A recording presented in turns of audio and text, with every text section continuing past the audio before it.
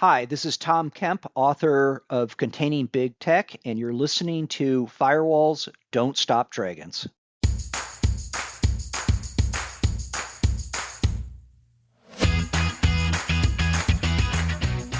Hello, everybody. Welcome back to Firewalls Don't Stop Dragons. I'm your host, Kerry Parker. Today we have episode 340 for September 4th, 2023. A couple quick things before we get to our wonderful interview with Tom Kemp. I am now officially on Blue Sky for whatever that's worth. I don't know that it's worth much of anything, especially because right now it's still closed. It's invite only, and I managed to get an invite a while back, and I used it kind of for a personal account that I kind of lurked around with, and then my personal account had invites to give, so I invited myself to have a business account, and so now I have my official Firewall Dragons account on Blue Sky. So if you're on Blue Sky, maybe follow me there.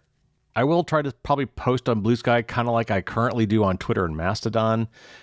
I'll announce podcast episodes as they drop and maybe hot news items. We'll see. I have no idea how that's going to go.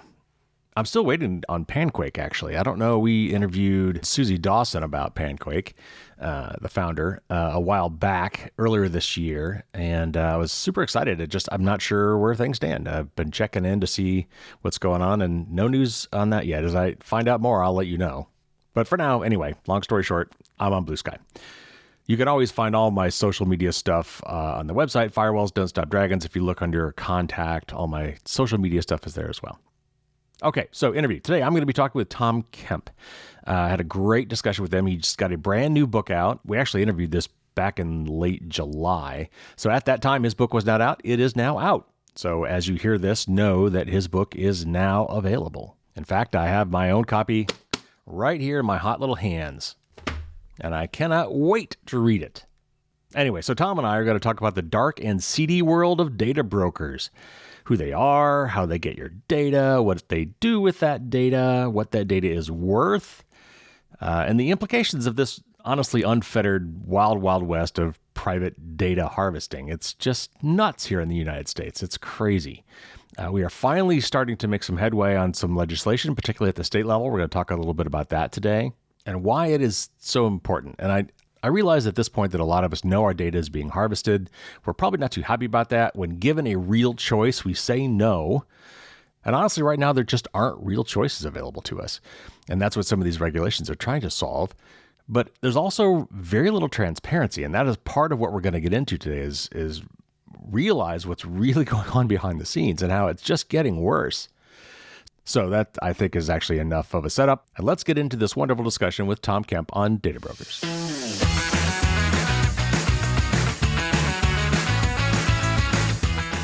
Tom Kemp is a Silicon Valley-based entrepreneur, investor, and policy advisor. Tom is also the author of a book that's just going to be coming out very soon called Containing Big Tech, How to Protect Our Civil Rights, Economy, and Democracy. Welcome to the show, Tom. Thanks for having me on, Kerry. The book looks really interesting. I cannot wait to get it, to read it. But we're going to cover, I think, a lot of really important parts of that today. So not that you won't need to read the book, but I'm looking forward to picking your brain on some of these things because I know the book's going to talk about a lot of these. So we're going to talk about data brokers. And I read news articles about these all the time on the show because our data is being, siphoned left and right and used for not just marketing purposes, but we just had a whole bunch of articles last week about how law enforcement is getting access to this data, essentially working around the Fourth Amendment. So it's a really important thing. And I know that a lot of us today know about these kind of tangentially or vaguely, like, yeah, whoever they are collecting my data and they're selling it, they're trading it, they're doing all these nefarious things, but we don't really see it. And we don't have laws that expose it. So there's really low on transparency. And so I really want to kind of paint a picture today and have people have a better understanding of what's going on behind the scenes. So let's start with the basics. What are these data brokers? Who are they really? Are they companies that we would recognize, or are these like shadow companies that just deal in data that we would never hear of? Yeah. So the definition of data broker is a business that knowingly collects and sells to third parties the personal information of a consumer with whom the business does not have a direct relationship. And that actually is a legal definition in various state laws, and including in California. And so the key thing is that the businesses that we interact directly with, like a Walmart, a Walgreens, a Meta, a Google. That's really what we can call first party data, that we Hmm. have a direct relationship with those entities. But there's these entities that we don't have a direct relationship with, call it third party data. And those are data brokers that also collect all our information from multitudes of sources. We'll talk more about that later, probably. And we don't know who they are. And now there's actually different types of data brokers, but some of the big names are, for example, the three big ones in financial information, which is Experian, Equifax, Hmm. TransUnion. We're Hmm. probably familiar with those. Yep. There's Though, Mark, though, I bet a lot of people don't necessarily think about them as data brokers. They think but about them as technically credit they are. unions. Yep. They are, but they also, but because they fall under, in some cases, the Fair Credit Reporting Act, that they're actually not regulated as a data broker. There's some that are in the marketing areas, such as Axiom, Epsilon, and Oracle. Oracle, we all know, but they've actually bought a boatload of data brokers. Right. And then there's other ones that we haven't heard of them. The vast majority, to be candid, we have no clue who they are, and they like not to be known. Right. And how many of them are there? I've seen estimates, anywhere from 2,500 to 4,000. Like I think in the U.S. alone, but they're probably global companies as well. Like how many of these are out there? That I've seen estimates of yes, 25 to 4,000. It is a very big and growing industry. It's the market is projected to be about 345 billion in 2026. So it's Wow. big business, and some of these companies, these are multi-billion-dollar businesses that collect all our information, and they're in the shadows. That seems weird though, in the sense that are they all like highly specialized? Because like in big tech, there's been all this consolidation, and a lot of these big companies just buy up all the small companies. So there's, like if you think of online advertisers, it's Google and Facebook, and there's not a lot else. But why are there so many data brokers? Are they all in their own little niches, or is it just how does it work that there's so many of them? Yeah, I mean, so some of them have moved into multiple. I mean, there's like four or five types of data brokers in terms of the type of information they collect. And you'll actually find that some of them will be in multiple categories of data brokerage. But there is a lot of specialization. A lot of the specialization does occur based on the type of information they get. For example, there are data brokers that just focus on healthcare related data, that they suck up our transactions related to healthcare purchases of over the counter medicines, that they may have hooks into medical oriented mobile apps that are not covered by HIPAA, and then they'll sell that information to pharmaceuticals and also insurance companies as well. And so, to give you a feel for like the breadth of data, that there's one company that they say that they collect over 11,000 personal attributes, such as our religion, income, family members, cell phone numbers, for 2.5 billion people. And there's only Jeez. they have 11,000 pieces of distinct data for 2.5 billion, and there's only 8 billion people in the world. So, yeah, Wow. there's a wide diversity, but there has been some consolidation across the different segments of data brokerage.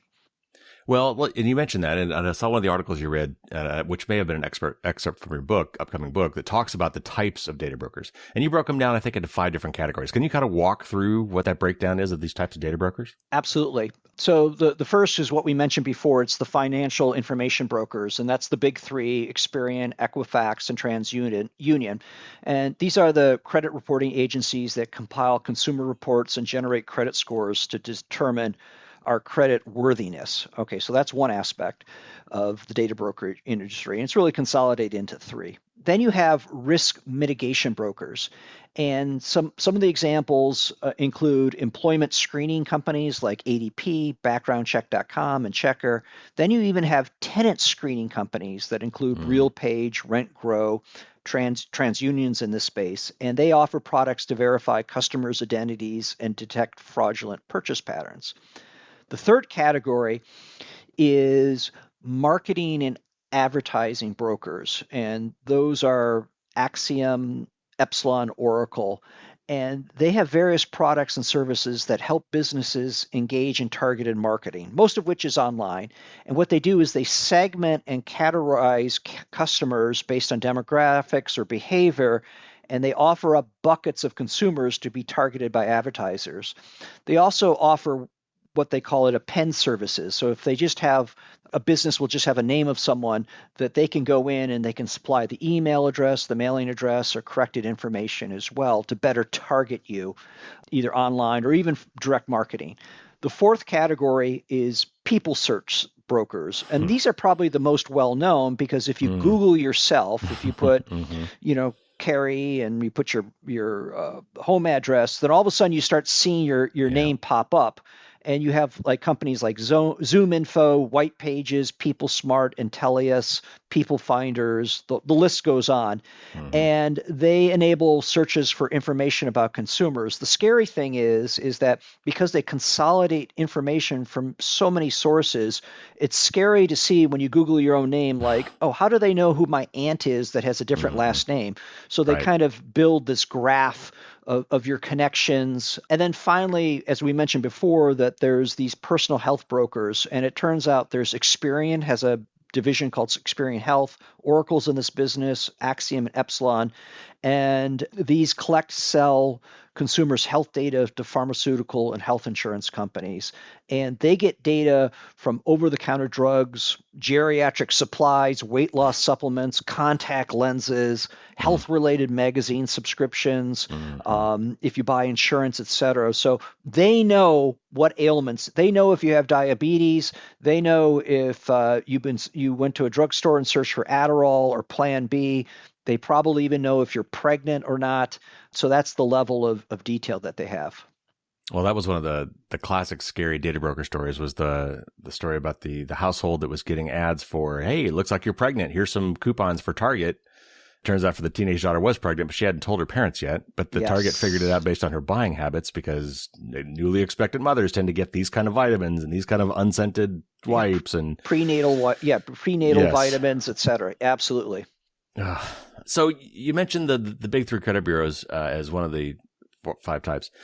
Now, outside the U.S., they don't have these kind of things. When I talk to people about credit scores outside the U.S., a lot of people that I've talked to in another like in Europe, for example, are like, "Huh, we don't have that."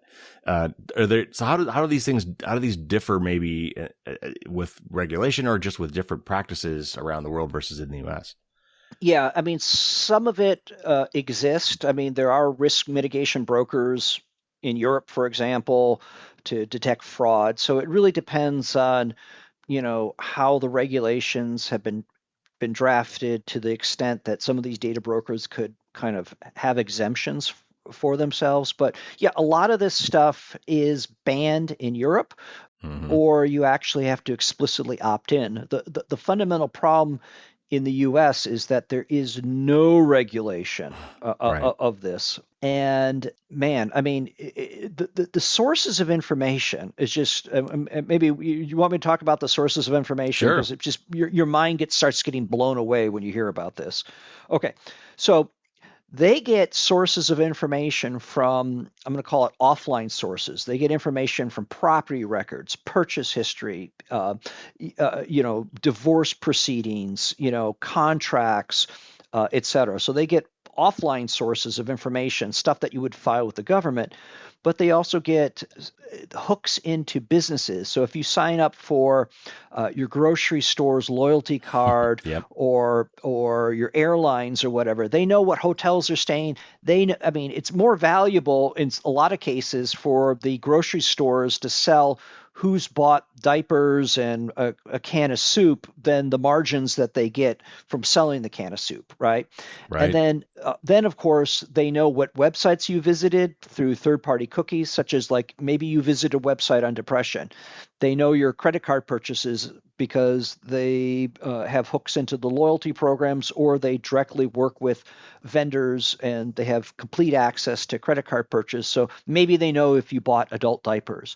And then with the apps that you've installed, that they have SDKs embedded, and oftentimes that's how the apps monetize. Hmm. And so they know that if you've installed a gay dating app or a Muslim prayer app, and then finally these hooks into these apps also allow them to know exactly your location, because even if you're not actively using the app itself can transmit your geolocation.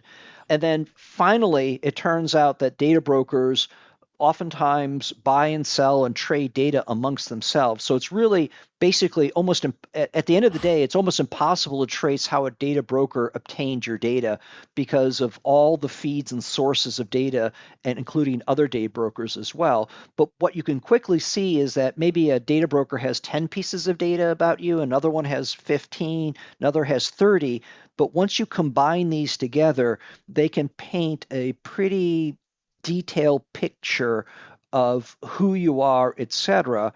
But not occasionally, but oftentimes the data has some errors in it, and so and a lot of life decisions are based on the scoring that comes from data brokers. So that actually can introduce some problems as well. So it's crazy just the amount of data they have. Yeah, it is absolutely crazy. And there's ones that I think most of us think, oh, there's probably these cases where, I signed up for a newsletter and there was a checkbox saying, please send me other things, or please include me in your quality improvement program or whatever, that really means let me track you.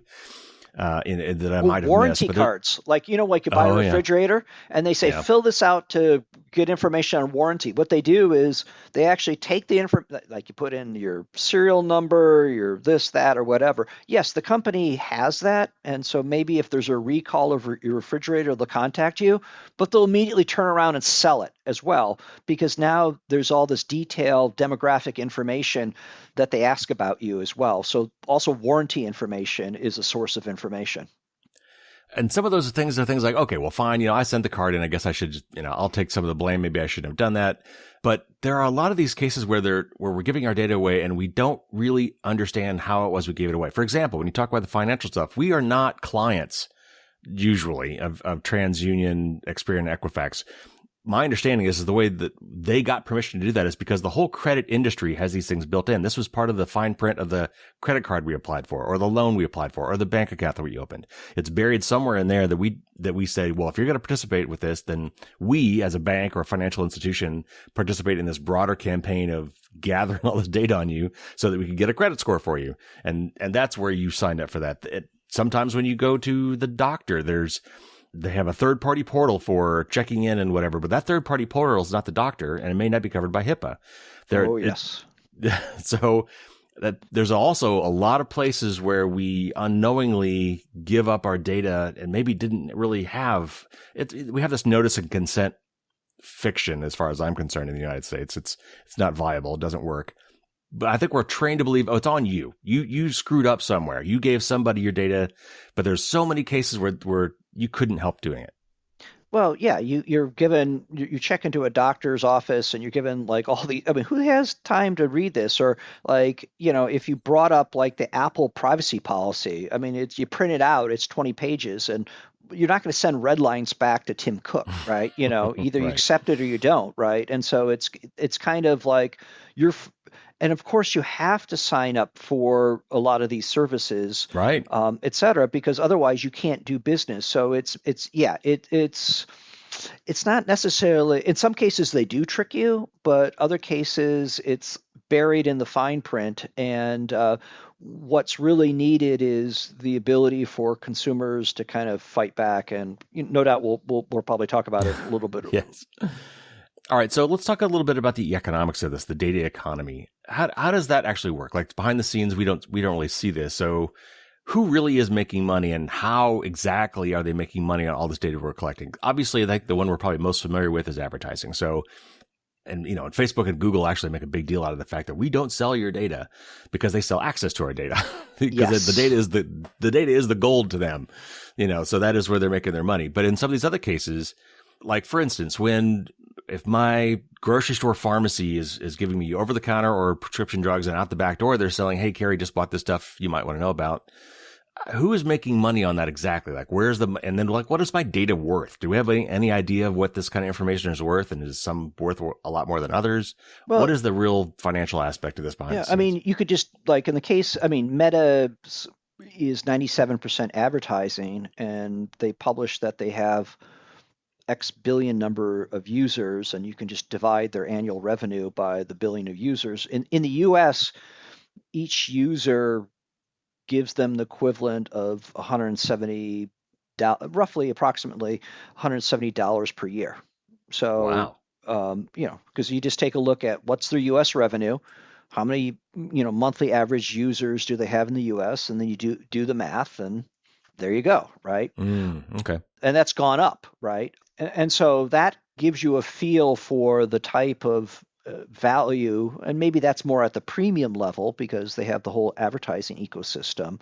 Hmm. And maybe your data is maybe cents on the dollar for a data broker. But yeah, I mean, at the marketing advertising, that they oftentimes will also share their data as a complement to the ad tech systems that the big tech companies run to provide additional information to help the real-time bidding for advertisements. But in other cases, if you're a company and you've got partial information about your customers, you will go and buy millions of records and have that append service add additional information to your database. And that's a great example of just flat out selling the information on the marketing side. Obviously, you have on the geolocation side of things that people will use the data to look at foot traffic into specific stores or buildings to help them decide whether or not they're going to open up a new Starbucks or a new Hmm. retail place.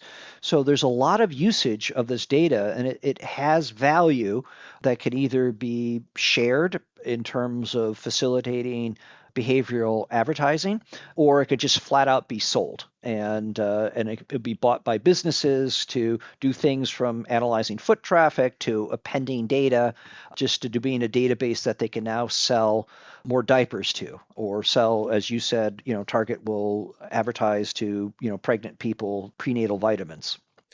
Well, and I think another interesting aspect of this is some of the companies that are doing this, like for example, cameras in stores. A lot of times they were used, like you said, just to kind of judge foot traffic. I don't know who these people are, but let me see how many people are coming in and out my door, what time they're coming in and out of the door. How many people hang around these end caps? Does this sale thing that I put up seem to be working? Is it attracting attention?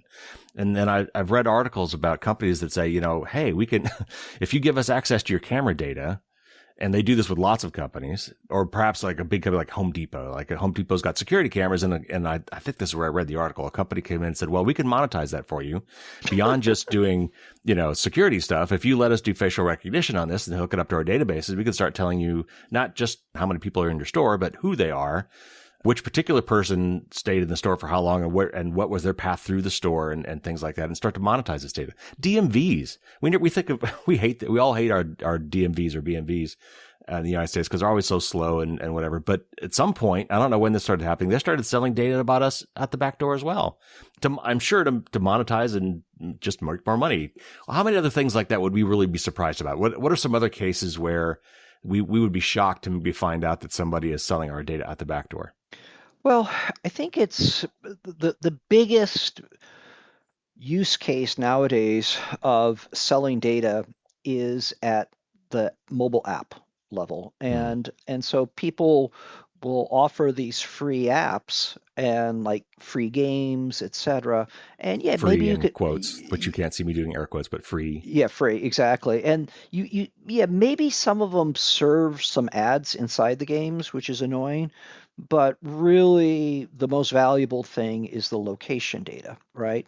And what some of these location data brokers utilize is that they actually have agreements not with one mobile app vendor, but hundreds or Mm. thousands. And as I said before, the apps themselves, even if they're not actively being used, the fact that they're on the plane, on the phone, excuse me, they'll send the data back. And now, in the case of web technology, there's first party cookies, and there's third-party cookies. And in your browser, you can block third-party cookies, and you can just have the first-party cookies just to interact directly with the domain that you're Mm-hmm. on, and it remembers who you are, et cetera.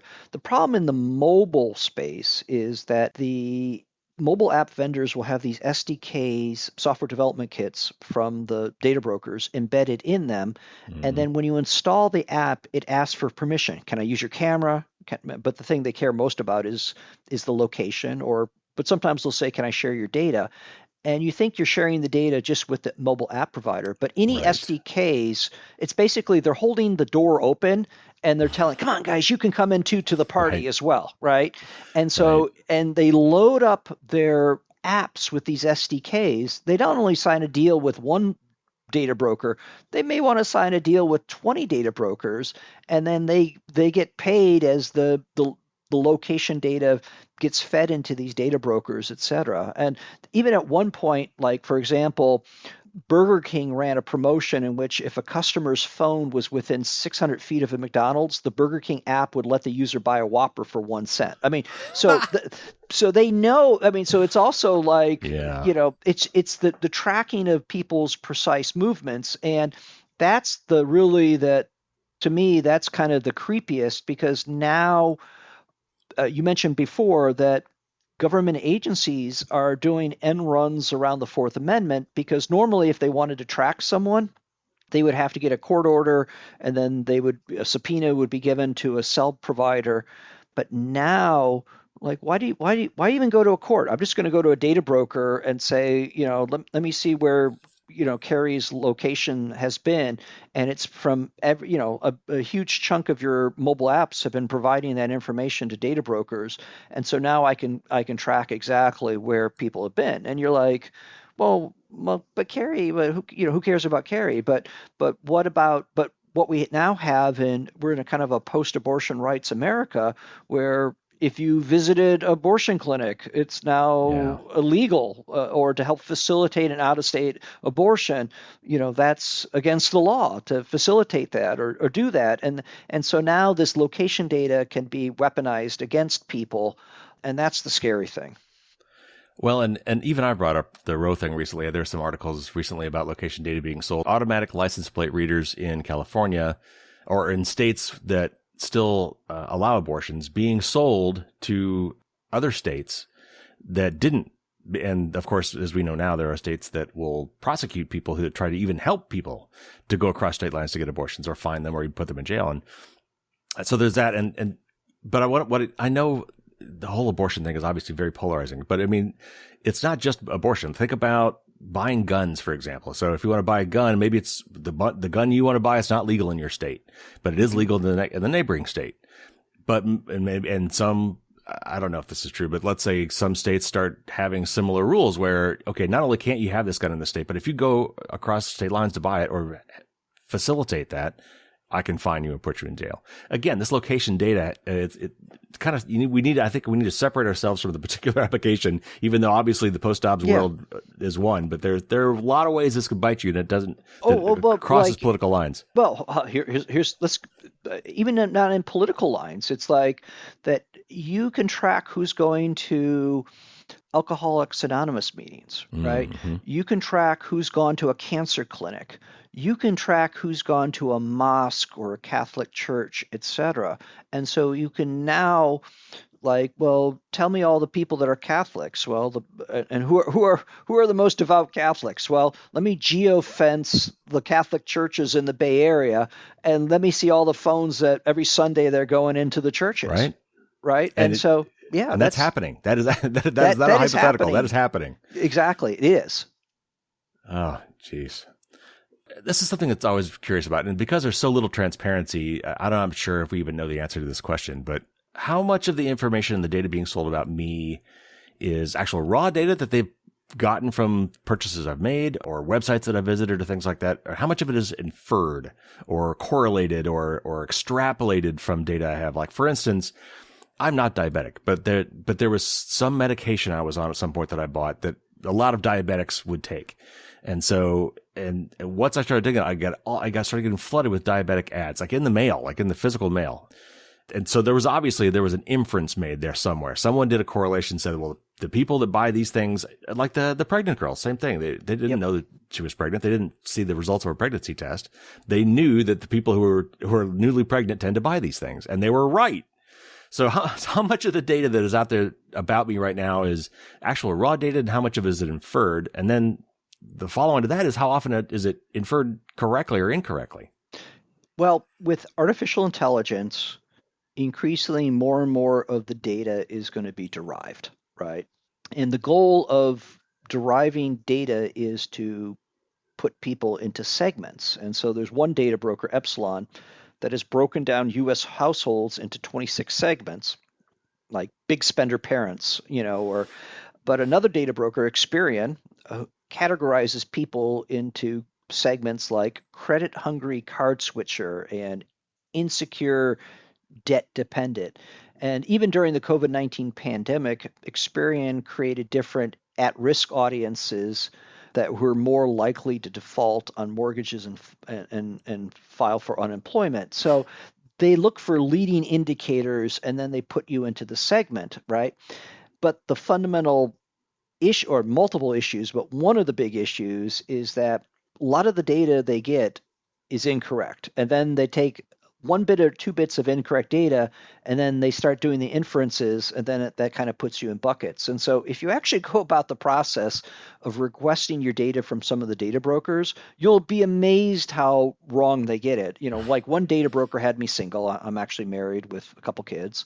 Another had me as Catholic. That I'm not of the Catholic persuasion. I mean, I can go down the whole list. Sure. And in fact, NATO did a survey because they were very concerned about how the data could be weaponized. And they actually found that 50% of data broker data was wrong. So they did a much bigger survey than I Wow. did. So there's just a lot of, which makes sense because they're, that to your point that they immediately that because you may be using one drug, they're going to immediately infer that you have, a certain condition, or maybe because you went to a store and bought adult diapers, it doesn't mean that you have that problem. It's maybe because you bought it for a relative, or Mm-hmm. or they were out of kids diapers and you need something. I mean, you could just go down the whole list right there, Yeah. right?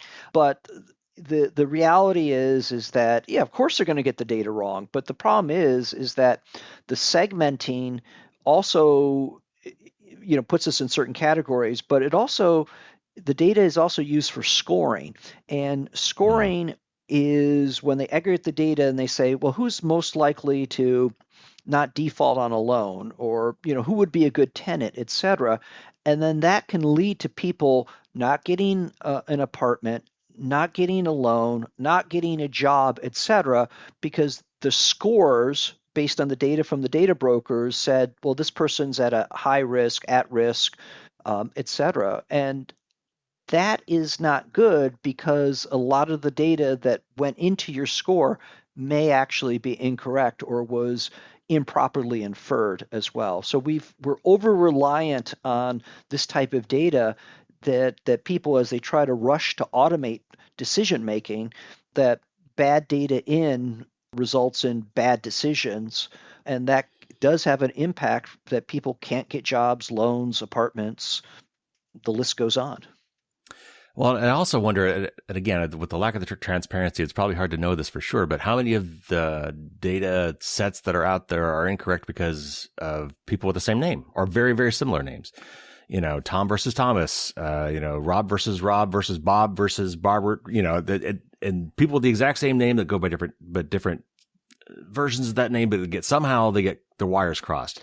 Yeah, you could see that like in the people search sites. Like if you Yes. Google yourself, they always have someone that they say is your relative, but it isn't your relative. So it's one sense it's scary that they knew exactly who my brother-in-law and sisters-in-law that have different last names than me, that are in different states than me. And I was like, how the heck did they know that this person is the wife of my wife's brother, right? That was just like, whoa, how did they know that, right? But you then know. they say, like, I'm related to some other person who I've never heard of as well. So it's you could see that just immediately. But that's part of what they sell as their magic is that they can kind of figure all this stuff out, etc. And I think the fundamental issue I have is that a lot of the collection of this information we don't consent to, number one, and number two, it's a royal pain in the butt to actually try to get this data out. At some point, and I think we'll probably talk about this later, but just the hurdles that you have to jump through just to get one of these people, one of these entities to delete your information is immense. And given that we talked about 4,000 of them, I mean, it's not humanly possible to kind of Right. clean this up. And there's all this bad data floating out there, et cetera. But I have some ideas, and we're working on some of this stuff. Yeah, I tried to. I did a segment about this not long ago on the show about some of these people finder places, and I went to a couple of the big ones and tried to get my information out of there. And the first time I did it on my own, and they said they wrote. I think you had to write them a physical letter. Like you couldn't do this online. They make it not easy to delete your Or they data. say, "Give me your passport." Like, why do I need to give you my Right, passport? Like a copy of your passport to really prove it's. right, But now I have to hand over even more valuable information, right. et cetera. Right? It's just like, oh my god. And then 3 months later, 3 months later, it was back. I think I had to write them twice to get him to take it down. When I finally went and searched myself and couldn't find myself, I set a note to remind myself because I knew this was going to happen to check like 6 or 12 months later. And of course it was right there back again. So what happens is that the privacy laws are written that if you do a deletion request, after they begrudgingly will finally delete the information, but that's not like a perma delete, right? That they could then say, what they could easily do is that, oh, Carrie is request, this information be deleted. Okay, we finally delete it. Then they call up another data broker and say, sell me Carrie's information, and they just repopulate it. There's nothing stopping that. Right. Right. Nothing like, oh, I don't know, say privacy laws. Yep. The other thing that I think is interesting that a lot of people might not be thinking about is back in the old days, like there's a lot of what we call open source intelligence. It didn't used to be called that. It used to just be called public records. There's a lot of public records out Yep. there. You mentioned a few of them earlier, marriage and divorce decrees, property sales, a lot of these things. Yep. In the old days, you would go down to your local county clerk and you would talk to somebody when they were open from certain, on 9 to 5 on Monday through Friday, wait in line, pay $5 maybe, and you could get access to some public records. Today, it's 24/7, 365. A lot of it's free, or being sold at the back door to some other.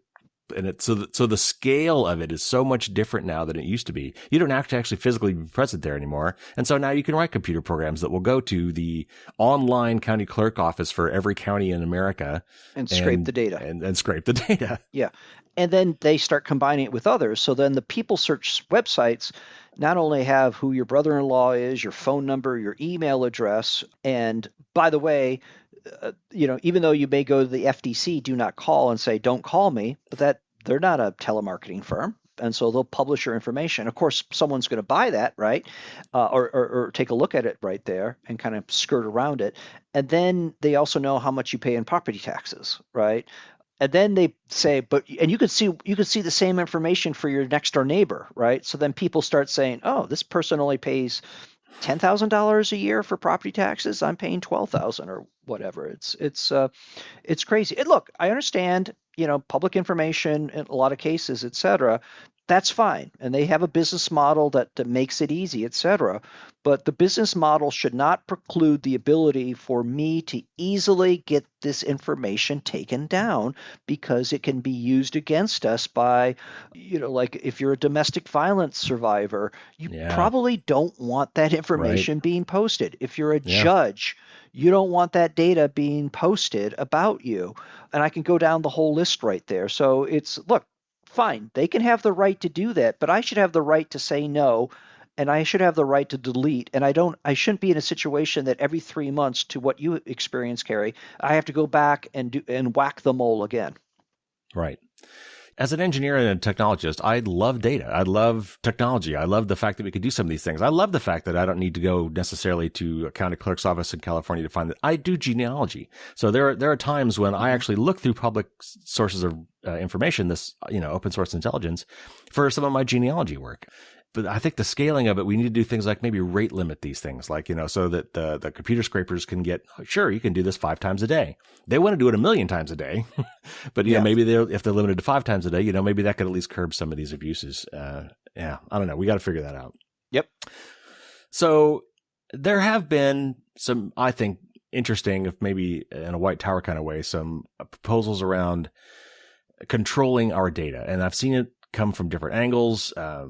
One of the guys, I think it was Tim Berners-Lee, who suggested this thing called SOLID, and that's an acronym for something which I can't remember. But he envisioned the system where we would own our data, and we would contract. Probably we could self-host if we wanted to, but we could actually contract with a third party to say, okay, I want you to be the keeper of my data, and then I want you to govern access to it, and I will let you know who can have access to it.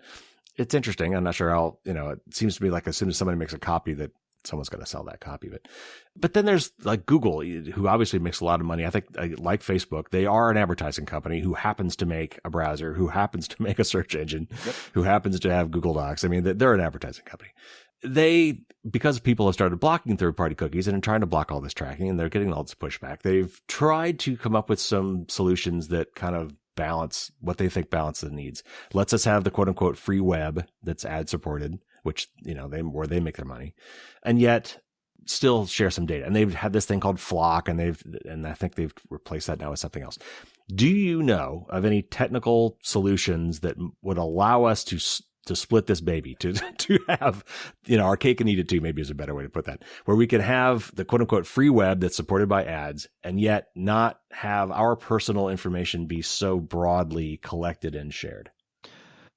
Yeah. And actually, we've had something up until recently. It was called contextual advertising. Mm-hmm. And contextual advertising is serving ads based on the actual content of the actual ad page. And so remember, in the early days with Google, they served you ads based solely on the keywords that you typed, right? Right. And so imagine, or just like with newspapers, they would have a travel section, and people would place ads in the newspaper travel section for exotic destinations. And the problem right. is, Contextual ads is the ads we had all throughout printing history until the internet came But along. now people have been convinced that behavioral advertising is so much better. But actually, when people do studies, they find that contextual advertising is just as good and does not have the overhead of collecting all the data. And so I believe behavioral based advertising has some serious problems. Problem number one is 1/3 the people on the internet are kids, and I don't think we should track the behavior of kids, right? Mm-hmm. If that was done in the real world, that would be stalking. Second, I believe that behavioral based advertising should not rely on sensitive information such as healthcare, sexuality, ethnicity, and actually, ironically, in Europe, they passed this law called the Digital Services Act, which will explicitly ban behavioral advertising for children and using sensitive personal information. And so I think that's actually good, right? And I think we kind of need to go back to the contextual advertising, which is based on the content as opposed to tracking people no matter what terrible places that people may go to. Because remember, if I go to some sort of conspiracy space website and I click on an ad right there, then the conspiracy website gets funded through the behavioral-based advertising, right? And frankly, probably the brand, even though they want to target the person, does not want to be affiliated with having their ad on a conspiracy website as well. So the funny thing is that Google started doing contextual ads. This is how we've always done contextual ads, that you can write, basically you can use Google to scrape the internet and figure out the content on websites and then create a system which says, do you want to place ads for, like you have a hotel in Crete or Santorini, then you could advertise on the websites that write about Santorini, right? Right.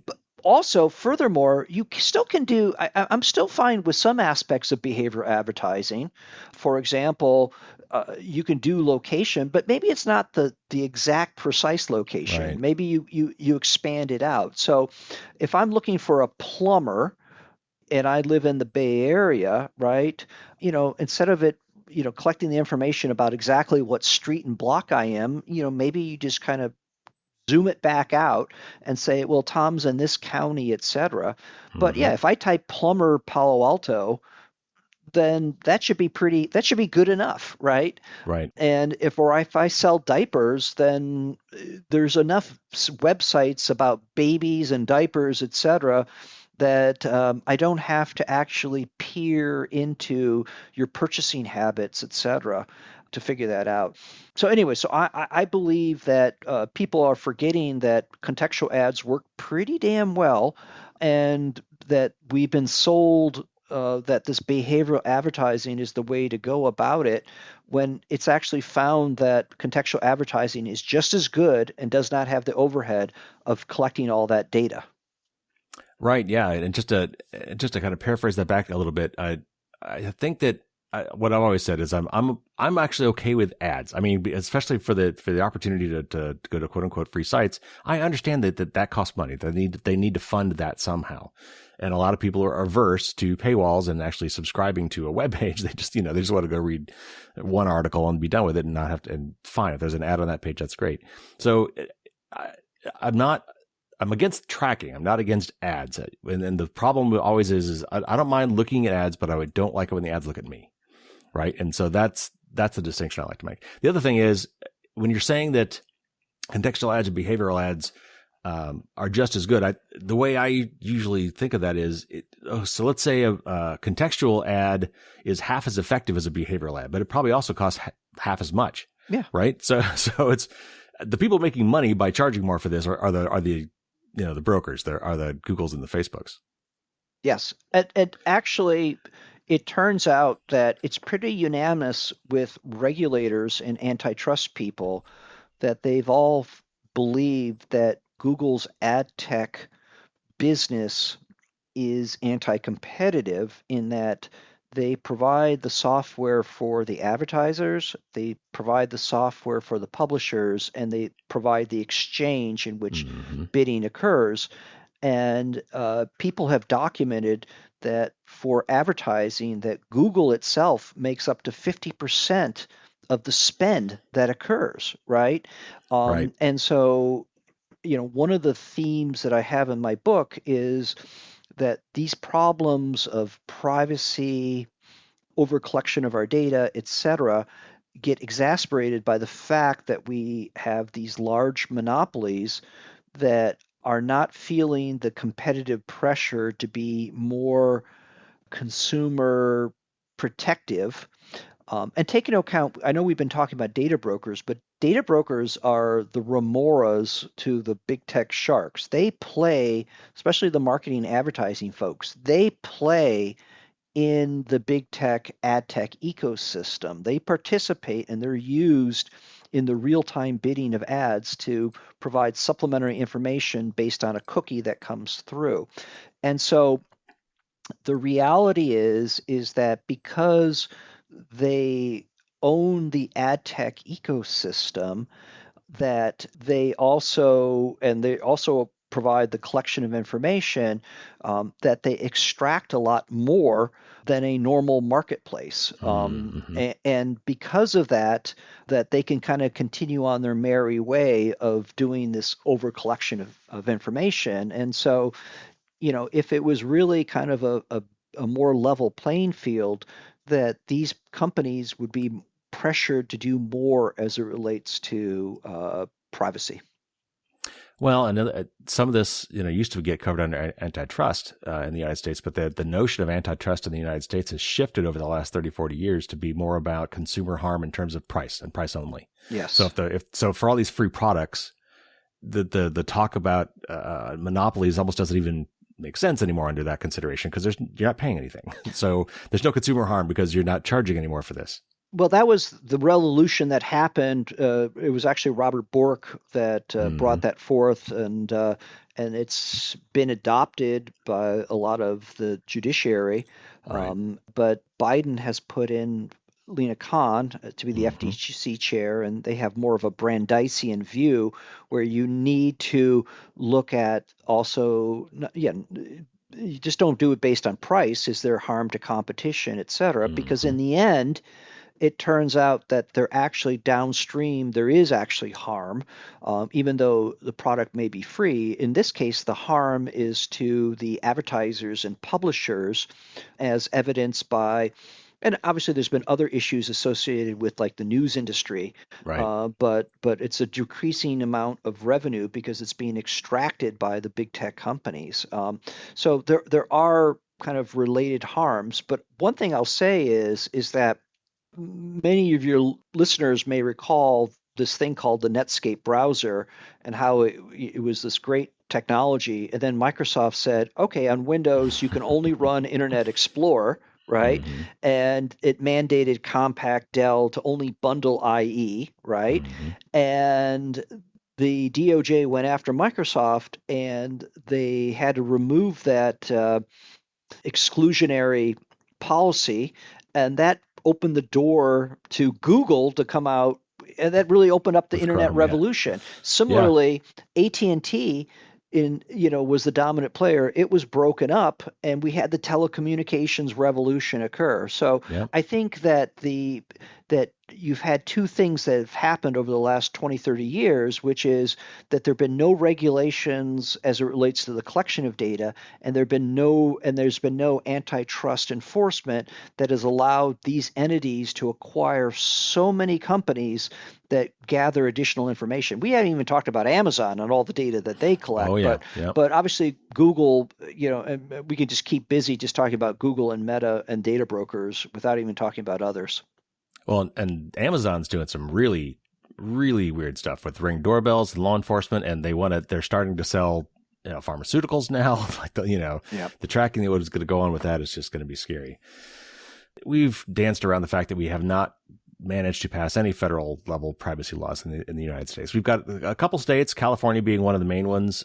Certainly, a couple others have followed suit, have passed some privacy laws, or maybe some anti-biometric laws and things like that. It's a pitch of patchwork, and we could debate probably endlessly why that might be. But one thing that I keep thinking is, okay, so if we can't get a federal privacy law first, if that's just been too hard, what about transparency laws? What if we just made it so that we knew who had our data, what data they had, let us see where that data was, maybe force the companies that collect it to tag it. Like, so your point earlier about we don't know where it came from.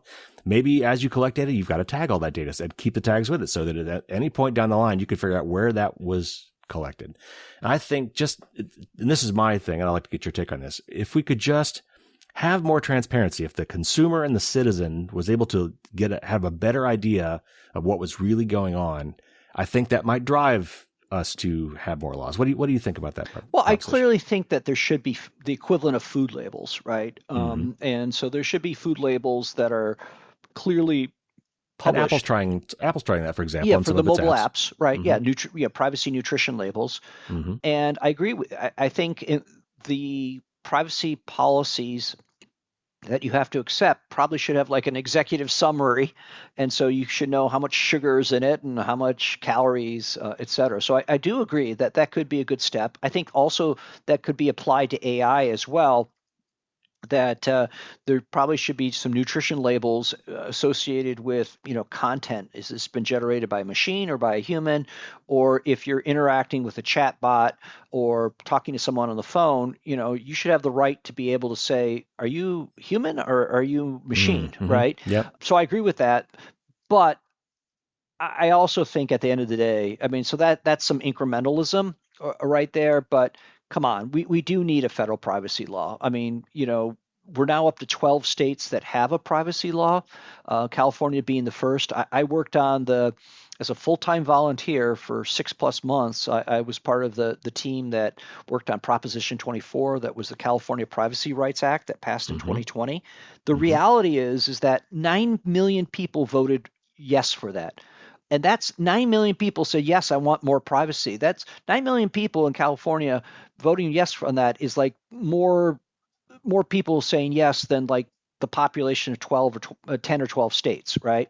Right. Similarly, when Apple came out with app tracking Mm-hmm. transparency, Mm-hmm. AT&T, people Mm-hmm. now say that 96% of people have turned it on, right? So Mm-hmm. people want privacy. There is a motivation there, and we do need a federal privacy law. Now, look, I do realize that it got further in years past. It passed the last year. It passed the House Commerce and Energy Committee 53-2. Mm. But it actually, because it preempted state law, Nancy Mm. Pelosi did not bring it up to the full House. I Mm. actually agree with that because I believe states should be laboratories of democracy, and that any federal privacy law that we pass should act as a floor, not a ceiling, Right. because technology moves so fast. You need the ability for at the state level to innovate right there. And if this ADPPA was so good as people said it would, then they shouldn't be embarrassed to, or they shouldn't fear having a preemption law that can go over and beyond that as well. And I think it's boded well for the nation that California, for example, has always been able to kind of set the consumer protection standard as it relates to auto emissions, and that's Yep. driven a lot of things. So I believe, and most of the laws that we've passed, have allowed states to innovate in this area. But look, we do need a federal privacy law. The states are moving ahead without the government, and I do agree that there's a concern about having a patchwork of Right. state laws. Just like today, we have a patchwork of 50 different data breach notification laws, and Yeah. it drives me crazy that we don't have a federal data breach Mm-hmm. notification law. That's another big thing I would love to have happen. Not only a privacy law, but a data breach notification law that centralizes things as well.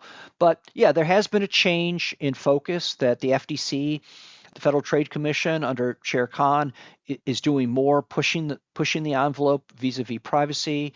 California now has a privacy protection agency that's on par with some of Europeans' supervisory authorities, like the data protection commissions that are Right. in the European countries. Clearly, the gold standard is GDPR in Yeah. Europe, and so now I think it's something that we should replicate finally in the U.S. We're getting low on time, but real quick, what do you think is really preventing us from having a federal privacy law? I think obviously at this point, people know about it, they want it. Why have we not managed to get it? I think there's two issues that have held things up. The first of which is a private right of action that if my Mm-hmm. privacy is being violated, I should have the idea is I should have the right to sue, right? And Republicans in Congress do not want consumers suing that because they're worried that it's just going to be lawsuit Sure. palooza. I actually think that there can be a compromise that you can have a narrow private right of action specific to identity theft as it relates to Mm. if the data is focused on like usernames, passwords that could be used to break into people's accounts. So I think there could be a compromise there. The second issue is preemption. Ironically, Republicans have historically been like state right people, Right. but because of concerns that the business community has about, hey, I still have to deal with the patchwork, they want to be able to have a privacy law that preempts any innovation that happens at the state level. I think that if you set the floor high enough and not make a ceiling, then there will only be one or two states, someone like California, that may go over and beyond the federal law, and I think that's manageable. So I actually believe that a federal privacy law should not preempt state law, and it should give the ability for states to act as laboratories of democracy, to paraphrase Justice Brandeis, and be able to, build upon any federal law because it's so fast moving and Yeah. Congress takes so long. I mean, the last privacy related laws that we passed were that are of significance were HIPAA and Graham Leach Bliley, and that was in the 90s, and that was pre iPhone, pre Right. Google IPO, et cetera. Right. All right. So as we wrap up, what are some things that we could do? Preferably simple, preferably free, but not necessarily things we could do right now. What are some of the top tips you want to give to help prevent and limit the data collection of our private data? And there are some interesting for-pay ones out there as well. I don't know how good they are. Maybe you do. What are your recommendations to other people when they ask you, "Oh, great, now what do I do about all this?" Given what we have today. First and foremost, you want to block the third-party tracking. And so everyone should turn on, if you have an iPhone, you should turn on globally ATT, which is the app tracking transparency. That blocks the third-party trackers. Android doesn't have something similar. So if you have an Android device, download DuckDuckGo. You don't have to use it for browsing, but once you install it, it blocks third-party trackers from your mobile apps. It's incredible. I sit there and look at it, and they say like in a week it blocked 250,000 attempts, and it's crazy. That's interesting though. I didn't realize it had that effect even outside the browser. That's great. Yes, it works in the background. And then I would install like EFF's Privacy Badger for Chrome, like if you're on a Windows system, that also blocks the third-party cookies. So that's what I would do immediately, which is, stop the emission of your data that gets fed to data brokers by blocking the mobile SDKs and third-party cookies. Also, on your mobile device, they track you because every phone has a mobile advertising ID, and you can go in and just reset it to 0. And so you'll be part of the people that have the ID of 0 as opposed to a very unique ID. And so everything I talked about, it's within 30 seconds, a minute, etc. There are pay services that can block and delete your data from some data brokers. But what I'm working on in California is this California Delete Act, which would require the California Privacy Protection Agency to create a portal where you go, you put your name, your email address, your mailing address, you hit the go button, and then it requires all the data brokers that are registered with the state of California to delete your data and do that on an ongoing basis. So you don't have to do the whole whack-a-mole thing. So I proposed that idea. I co-wrote it. So I'm putting my money where my mouth is when it comes to this stuff. That's California Senate Bill 362. It passed the California State Senate. It's now winding its way through the Assembly. Fingers crossed right there. But I would push your congressperson or your state person to do something similar and come up with a delete act that provides the kind of the equivalent of the FDC do not call registry, but apply that to data brokers. So you don't have to pay for a service, and it would be much more comprehensive than a service. And I think that's important to call that out because a lot of these laws have fathered other laws, and so it takes one state to set the precedent, and then a lot of those laws do get copied almost directly in a lot of cases. In fact, that's how lobbyists do it in a lot of cases too. Is they write the laws for you, and then they pass those laws in all the states. So yes, reuse what's already out there. There's no reason not to, and it's great. There's states like California who are thankfully out there leading the way in some of these things that helps the rest of us. Absolutely. All right, last thing before we go. Tell us about your book. What I'm sure we've covered a lot of it. What other things are in your book that we may have not talked about today, and when does it come out? We definitely double clicked on chapters 1 and 2. Chapter 1 was digital surveillance. That really focused more on what the big tech folks were doing in the ad tech ecosystem. Chapter 2 was about data brokers, and so we really covered that. But the book also covers data breaches, and then the bigger focus, I would say, is looking at AI. What are the big tech players are doing with AI?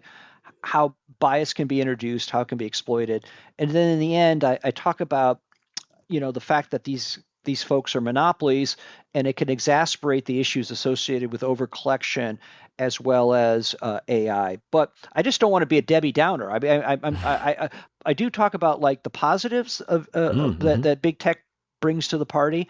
I talk about some of the threats to our civil society, our economy, our democracy.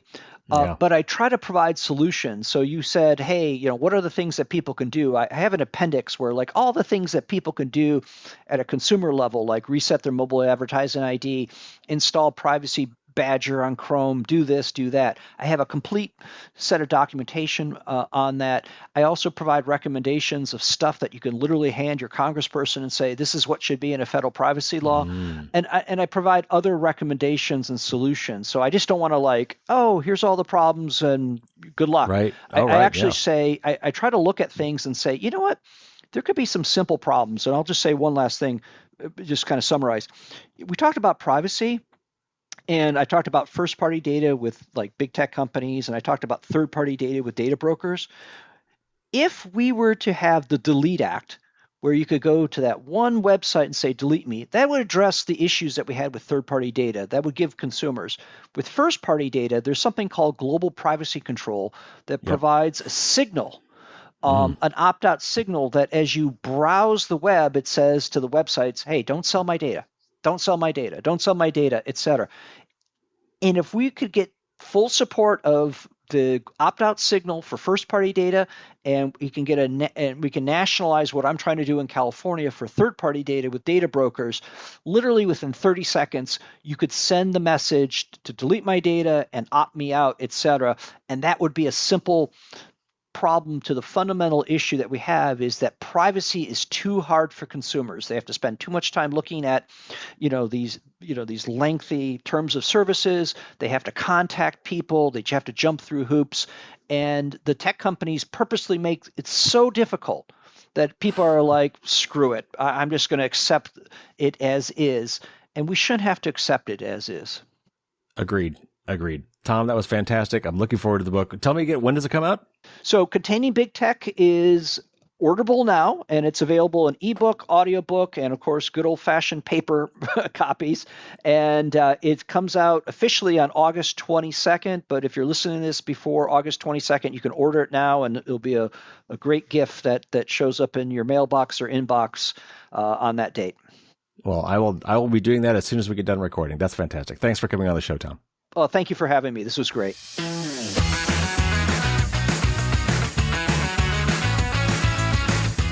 Thanks again, Tom, for coming on the show. That was a lot of fun and very, very informative. Can't wait to read the book. As he said, it goes into other areas that we didn't really get a chance to touch on today. And I think I did mention a couple weeks ago that he was going to be having a LinkedIn panel discussion, which he was going to co-moderate. That has actually already happened. It was last week. I watched it. It was great. If you missed it, there is a link in the show notes to the recording. I think it was about an hour long. And they had some great people on the panel. They were talking about privacy and AI and U.S. federal regulation. Speaking of which, the Delete Act has made some progress just since Tom and I talked. It has, I'm trying to understand where the process is. I think it just gone through the Assembly in California, so it's out of the Senate, and now it's through the Assembly Committee. I think it's now headed to the Assembly proper for a vote. I believe it is expected to pass, so that is all very good news. If you want to read up more on California Senate Bill 362, otherwise known as the Delete Act, there is a link in the show notes. And here's why, even if you're not in California, you should do that. Because, as Tom said, these things are often models used by other states to pick up the same thing. I mean, if someone's already put it into place, why reinvent the wheel? So talk to your local state representatives about this, and heck, talk to your U.S. federal representatives about it too, saying, hey, this is great for California, but what about the rest of us? So seriously, contact your representatives and say, hey, this is a good thing. We need that here as well. One quick note, we talked about how filling out warranty information cards is just another way that these companies like to gather information on you. If you've seen these things, the ones that come with the unit, they're usually the postcards, or, gosh, I hope not postcards. Maybe they were. But the warranty information cards that you fill out your name and the product and the serial number to register your device. And I never used to do that. Certainly not when I was buying like appliances and things like that, because I knew it was just going to, give away information and get me on a whole bunch of stupid mailing lists.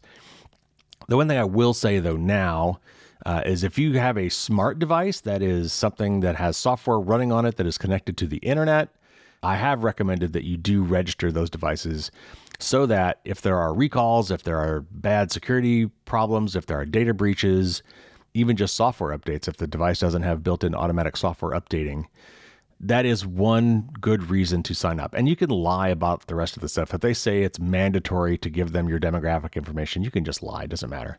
Just make sure they have a way to contact you if there's something wrong with your device so that you can get that fixed. That is the only time when I would recommend filling out those stupid warranty information things. We talked a little bit about global privacy control, and that is the article that Steve Gibson from Security Now read my article on that basically verbatim during his podcast. So anyway, I've got a link to my original article on that if you're interested. That is in the show notes as well. And of course, Thursday, my patrons will get the bonus podcast for the week, and I've got almost another half hour's worth of chat with Tom that they will be hearing. Well, we talk a little bit about, he's a tech investor, so we talk about what tech investors are investing in right now in terms of privacy tech. We talk a little bit more about regulation, not just state, but federal, and a lot more. So anyway, patrons will be getting that as usual on Thursday. So next week, we got a news show, which will include the tip of the week, which will be my fourth and final segment on my series on protecting your home network.